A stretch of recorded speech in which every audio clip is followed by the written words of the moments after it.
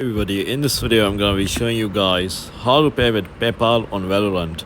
So before we get started, I just want you guys to like this video and subscribe to our YouTube channel for more amazing helpful content like this. With that all being said, let's get started with today's video. Alright guys, so here are the 5 steps to pay with PayPal on Valorant. So first of all, just sign in into your Valorant account.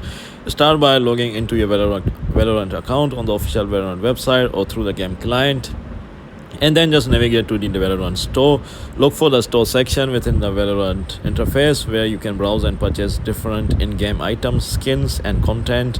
Select the items you want to purchase. Browse the available items in the Valorant store and add the ones you wish to buy or add to your cart, and then just choose PayPal as the payment method. When you are ready to check out, select PayPal as your preferred payment method. This will redirect you to the PayPal website to complete the transaction, and then you just have to review everything and complete your PayPal transaction by signing in into your PayPal account and completing the transaction. So this is how you do it, guys. If you found this video to be helpful, then thanks for watching, and I'll see you in the next video very soon. Peace.